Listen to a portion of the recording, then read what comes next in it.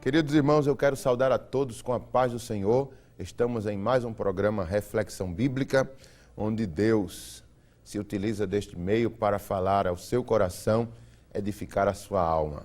O texto para esse momento seria em Josué, capítulo 24 e o versículo 15. Se você dispor de uma Bíblia, abra em nome de Jesus, mas se não, esteja atento àquilo que nós estaremos lendo. Versículo 15, na palavra de Deus, diz assim: Porém, se vos parece mal servir ao Senhor, escolhei hoje quem sirvais, se aos deuses a quem serviram vossos pais, que estavam da além do Eufrates, ou aos deuses dos amorreus, em cuja terra habitais. Eu e a minha casa serviremos ao Senhor. Queridos irmãos, isso foram palavras de um grande líder bíblico, conhecido como aquele que deu continuidade ao legado de Moisés. Eu falo de Josué, instrumento que Deus se utilizou para fazer com que o povo entrasse na terra prometida. Estas palavras de Josué talvez sejam as mais lembradas. Eu e minha casa serviremos ao Senhor. Em várias portas de lares evangélicos é colocado essa sua frase. Ficou famosa em todo o mundo. Eu e minha casa serviremos ao Senhor. E é sobre isso que nós queremos falar neste programa. A palavra de Deus vai mostrar, amados irmãos, nesse mesmo capítulo 24, no versículo 1, que Josué reuniu todas as tribos de Israel em Siquém e chamou os anciãos de Israel e os seus cabeças, os seus juízes e os seus oficiais, e eles se apresentaram diante de Deus. É interessante a escolha de Josué para fazer essa sua última reunião na condição de líder para todas as tribos de Israel. Eram milhares de pessoas. Eram tribos, mulheres, crianças, homens, velhos. Todos eles foram convocados para ir para as terras de Siquém.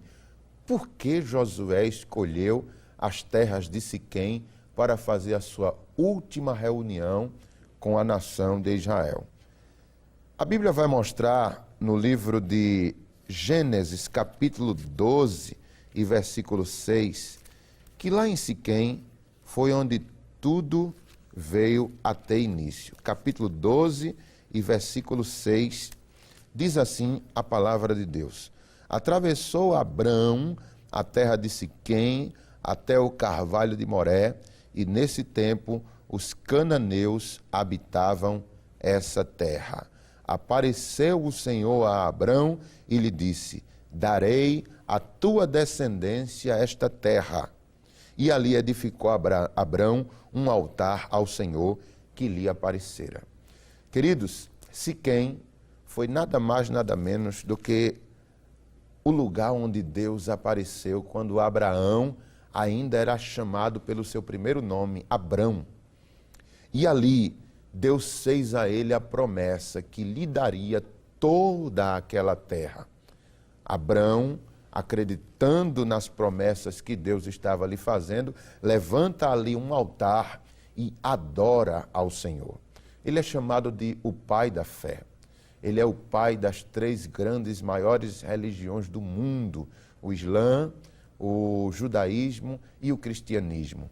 Esse homem é chamado de pai da fé porque ele é o primeiro a acreditar nas promessas que Deus o fez. Deus o tirou de suas terras em Ur dos Caldeus e o conduziu até a terra de Canaã, fazendo com que ele assim viesse a ser um grande povo. Quando Deus o leva à terra de Siquém, que já era no território de Canaã, Deus ali se apresenta a ele e diz: eu te darei tudo isso aqui, Abraão. Tudo isso será teu por herança. E Abraão crê, levanta um altar e ali serve ao Senhor.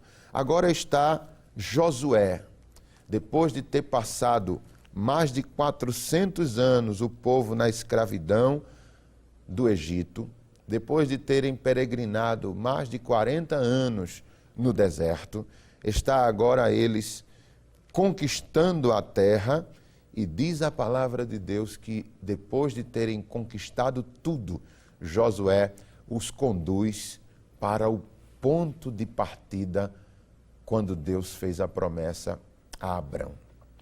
Eu acho interessante um versículo aqui no capítulo 23 de Josué e o versículo 14. Ele falando, ele diz assim: eis que já hoje sigo pelo caminho de todos os da terra, ou seja, palavras de despedida. E vós bem sabeis, de todo o vosso coração e de toda a vossa alma, que nem uma só promessa caiu de todas as boas palavras que falou de vós o Senhor vosso Deus. Todas vos sobrevieram, nenhuma delas falhou. Parte do discurso de Josué é ele chamando a atenção do povo e dizendo: Deus foi fiel em tudo que nos prometeu. Nenhuma palavra caiu por terra e vocês são todos testemunhas. Amados irmãos, esse homem é um homem extraordinário. Ele fez com que o legado que Moisés deixou se tornasse a sua maior herança. A gente sabe que a escolha de Josué não foi feita por Moisés. Foi o próprio Deus que escolheu Josué. Isso está escrito em Números, no capítulo 27. Números, capítulo 27, versículo 12 em diante. Depois disso, o Senhor a Moisés: sobe este monte de Abarim e vê a terra que dei aos filhos de Israel. E tendo visto, serás recolhido também ao teu povo, assim como foi o teu irmão Arão. Porquanto no deserto de Zim, na contenda da congregação, fostes rebeldes ao meu mandado de me santificar nas águas diante de seus olhos. São estas as águas de Meribá, de Cádiz, no deserto de Zim. No versículo 22 diz assim: fez Moisés como lhe ordenara o Senhor, porque tomou a Josué e apresentou perante Eleazar, o sacerdote, e perante toda a congregação. Ele impôs as mãos e lhe deu as suas ordens, como o Senhor falara por intermédio de Moisés. Então, amados irmãos, a cena aqui é uma cena triste. Moisés está observando a terra de um monte, a terra prometida, e Deus lhe dizendo que ele não teria o direito de entrar na terra, mas que ungisse a Josué, que seria o seu precursor. Moisés era o precursor e Josué seria o sucessor de Moisés. E ali, amados irmãos, Josué assume o poder da liderança. Existe uma representação aqui de Moisés. Moisés era representante da lei, e a lei não teria poder de conduzir o povo à terra prometida, assim como é nos nossos dias. A lei, ela mata, mas é o Espírito que vivifica. Já Josué, ele tem o seu nome na mesma base etimológica para o nome de Jesus. Josué também significa salvação de Deus. É uma variação do nome Jesus. E ele é figura de Cristo. Ele é capaz de conduzir o povo à terra prometida. Ele é o único capaz de conduzir a igreja às terras prometidas, a Canaã celestial. Jesus, o nosso Senhor. Mas reparem que foi o próprio Deus que escolheu Josué. Também vale lembrar, amados irmãos, que o erro que Moisés cometeu foi aquele descrito também no livro de Números, quando ele feriu a rocha. A palavra de Deus vai mostrar que na primeira vez que o povo clamou por água, Deus disse a Moisés: fere a rocha. Moisés, com a sua vara, bateu na rocha e essa rocha, ela expeliu água em grande abundância para saciar a sede de todo o povo peregrino no deserto. Mas numa outra comparação, amados, numa outra passagem, no capítulo 27 de Números e no versículo 14, vale a pena lermos, Números capítulo 27 e versículo 14, a palavra de Deus diz que o povo também clamou por água. É no versículo que estávamos lendo. No deserto de Zim, a contenda da congregação, tu foste rebelde. Deus está dizendo que Moisés, ele foi rebelde na ocasião das águas de Meribá. Essa passagem, esse episódio está descrito no capítulo 20 de Números e no versículo 8, quando Deus diz assim: toma a vara, ajunta o povo, tu e Arão teu irmão, e diante dele falai a rocha, e dará a sua água, assim lhe tirareis água da rocha e dareis de beber à congregação e aos seus animais. Moisés comete o erro de ferir a rocha pela segunda vez. Na segunda vez, Deus disse fale. Na primeira vez, Deus disse fira. Mas Moisés feriu tanto na primeira como na segunda, e isso lhe custou a entrada na terra prometida. Isso foi um pecado tão grave assim diante de Deus? Afinal de contas, não foi apenas uma atitude tomada devido à pressão que o povo estava exercendo sobre ele, a cobrança, o cargo pesado daquela liderança? Talvez, amados irmãos, se nós não soubéssemos quem era a rocha, acharíamos que Deus estava sendo severo demais com Moisés. Mas, na verdade, a rocha, ela tinha um significado muito especial para Deus. Não era um pedaço de rocha qualquer, não era um rochedo qualquer. A palavra vai mostrar que a rocha era o próprio Senhor Jesus. Isso está descrito na primeira carta de Paulo aos Coríntios, capítulo 10 e versículo 4. Primeira carta de Paulo aos Coríntios, capítulo 10, versículo 4. Paulo diz assim: e beberam da mesma fonte espiritual, porque bebiam de uma pedra espiritual. Olha, que aquela rocha não era uma rocha comum, não era uma pedra comum. Era uma pedra que Paulo diz, os seguia. Ou seja, essa rocha que Deus manda ferir pela primeira vez e falar pela segunda vez, ela seguia o povo no deserto. E Paulo assegura aqui no versículo 4, no seu final, e a pedra era Cristo.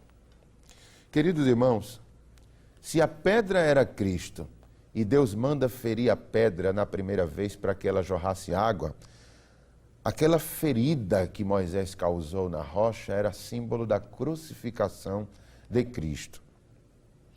Sendo ele crucificado, logo jorra água, ou seja, o Espírito Santo viria a sair do Senhor Jesus 50 dias depois, no dia de Pentecostes. Foi a água que jorrou da rocha. E no caso Moisés ferindo a rocha pela segunda vez, era como se ele estivesse crucificando o Senhor Jesus mais uma vez. E em Hebreus, no capítulo 7 e o versículo 27, a Bíblia fala assim: que não tem necessidade, como os sumos sacerdotes, de oferecer todos os dias sacrifícios, primeiro por seus próprios pecados, depois pelos do próprio povo, porque fez isto uma vez por todas, quando a si mesmo se ofereceu. O escritor aos Hebreus está dizendo assim, que o sacrifício de Cristo não pode ser comparado ao sacrifício do Velho Testamento, o qual todos os dias os sacerdotes tinham que matar animais para compensar os seus pecados, quando o sacrifício de Cristo, ele só deveria ser feito uma única vez. Moisés, quando fere a rocha 2 vezes, ele, no mundo espiritual de Deus, ele está crucificando o seu filho 2 vezes. Isso foi muito sério, porque Deus disse, fale a rocha. Não é necessário mais feri-la, apenas falar que as águas virão. Moisés, tomado de fúria, é deixado com que o espírito de rebeldia o domine e ele então fere pela 2ª vez. Isso lhe custa a entrada na terra prometida. Mas o Senhor estava já com alguém em seus planos para assumir o lugar de Moisés, que era justamente este homem, Josué. E Josué, amados irmãos, ele vai ter participações extraordinárias na história da nação de Israel. Por exemplo, quando ele vai dominar a primeira cidade de Canaã, chamada de Jericó, é algo extraordinário que aquilo acontece naquela ocasião. Os muros caem. Antes disso acontecer, ele atravessa o Rio Jordão.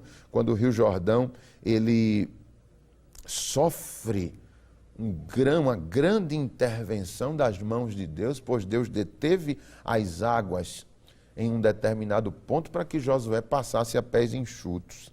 Então, era um homem extraordinário.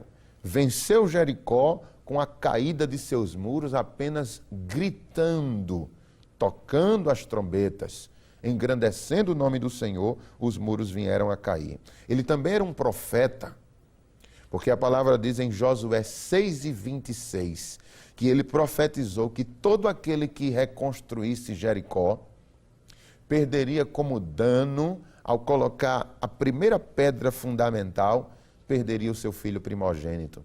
E ao concluir a cidade, assentando as portas, perderia o seu filho mais novo. Essa profecia, ela se cumpriu ao pé da letra, como Josué havia falado no primeiro livro de Reis, capítulo 16 e versículo 34, quando diz assim: em seus dias Hiel, o belemita, edificou a Jericó, e quando lhe lançou os fundamentos, morreu-lhe Abirão, o seu primogênito. E quando lhe pôs as portas, morreu Segube, o seu último, segundo a palavra do Senhor que falava por intermédio de Josué, filho de Num.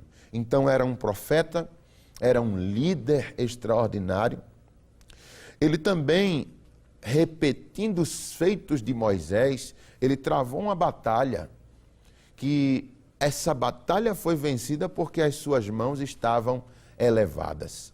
Nós sabemos que Moisés também venceu uma batalha, o exército de Israel venceu uma batalha enquanto as mãos de Moisés estiveram estendidas, mas Josué também fez esse feito no capítulo 8 do livro que tem o seu nome, versículo 25 e 26. Josué 8, versículo 25 e 26. Os que caíram aquele dia, assim homens como mulheres, foram 12.000, todos os moradores de Ai, porque Josué não retirou a mão que estendera com a lança, até haver destruído totalmente os moradores de Ai.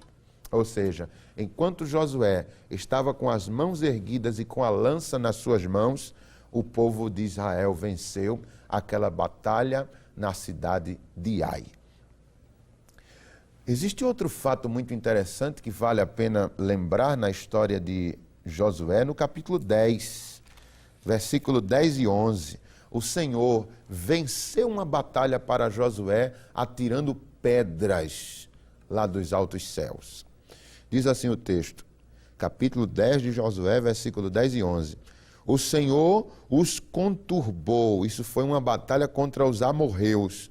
O Senhor os conturbou diante de Israel e os feriu com grande matança em Gibeon, e os foi perseguindo pelo caminho que sobe a Bet-Oron, e os derrotou até Azeca e Maquedá. Veja o versículo 11. Sucedeu que, fugindo eles diante de Israel, a descida de Bet-Horon fez o Senhor cair do céu sobre eles grandes pedras até a Zeca, e morreram mais os que foram pela chuva de pedra do que os pela espada dos filhos de Israel. Que coisa extraordinária, irmãos. Você já parou para imaginar o que é dois exércitos degladiando-se e de repente pedras caírem do céu e atingir justamente a cabeça daqueles que não são israelitas? Pois Deus, lá dos altos céus, não errou o seu alvo, a glória seja dada eternamente ao Senhor. Isso tudo na liderança de Josué. A Bíblia também, nesse mesmo capítulo, fala que ele orou para que o sol parasse e o sol se deteve. Ou seja, foram experiências extraordinárias que esse homem viveu ao lado de Deus. Este homem que foi um homem que somente ele e Calebe foram os únicos homens que assistiram desde a saída do Egito até a conquista da terra prometida. E é justamente aqui no texto em que nós lemos, no seu último capítulo do livro, capítulo 24, e o versículo 15, que foi o texto desta reflexão, que Josué agora está nas terras de Siquém, onde tudo começou com aquela promessa de Deus a Abrão, que agora está um mar de pessoas com a terra já conquistada. Josué declarando ao povo: nenhuma das palavras que Deus nos fez promessa caíram por terra. Tudo se cumpriu. Séculos depois, está o nome do Senhor sendo glorificado, e Josué agora dizendo ao povo: escolham a quem vocês querem servir.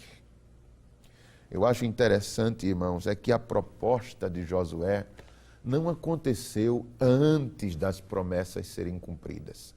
Deus é tão fiel naquilo que fala, mas ao mesmo tempo ele respeita tanto a nossa liberdade, que Deus, depois de ter cumprido tudo o que prometeu ao povo, ele agora está dizendo: vocês agora podem ou seguir a mim como Senhor de vossas vidas, ou seguir os deuses que vocês quiserem seguir.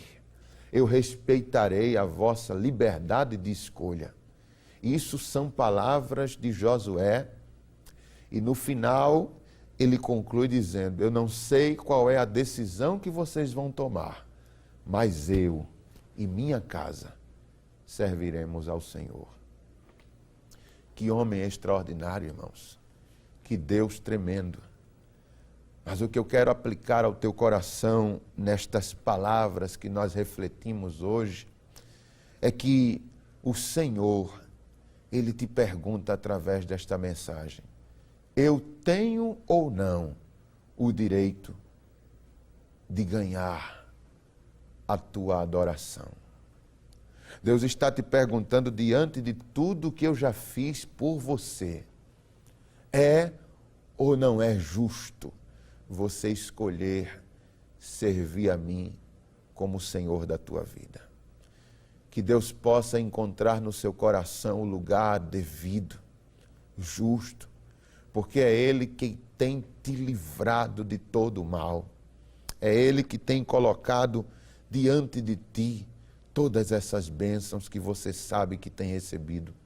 E o Senhor te diz: agora é a hora de servir com fidelidade. Mas, se você escolher tomar os seus próprios rumos, Deus há de respeitar, entendendo que lá na frente são caminhos de morte, os caminhos que se tomam distantes de Deus.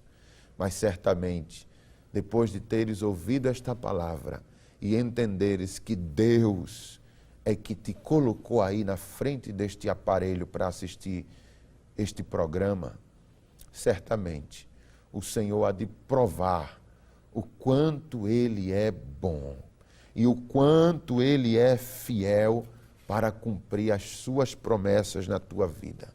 Eu quero que em nome de Jesus você receba uma palavra profética.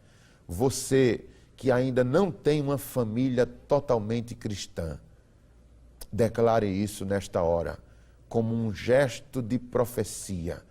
Eu e minha casa serviremos ao Senhor, porque Deus vai entrar com libertação, vai tirar alguém dos vícios, vai trazê-lo para a sua igreja, vai mostrar que Ele é fiel naquilo que te prometeu. Descansa nas palavras do Senhor e declara que você e a sua casa ainda há de servir ao Senhor com muita alegria. Vamos orar pelo teu lar, em nome de Jesus. Pai, na tua presença nós estamos, Senhor, agradecidos por esta reflexão. A palavra, meu Pai, que saiu da boca de Josué, declarando que ele e sua casa serviria ao Senhor. Nós queremos, ó Pai amado, ecoar aqui neste programa e declarar da mesma forma. Contanto que o teu Espírito Santo, meu Deus eterno, transforme estas palavras em algo profético. Eu sei, meu Senhor, que está diante deste equipamento de TV ou de um computador, de um celular. Eu não sei o que está transmitindo a ele, mas se ele está aí, se ela está aí, Senhor, é porque ela foi parada pelo teu Espírito Santo. E eu te peço em nome de Jesus, traz bênção de salvação sobre esta pessoa, sobre este irmão, essa irmã, esta jovem, este jovem, que em nome de Jesus ele possa declarar com a sua boca e dizer: eu e minha casa serviremos ao Senhor.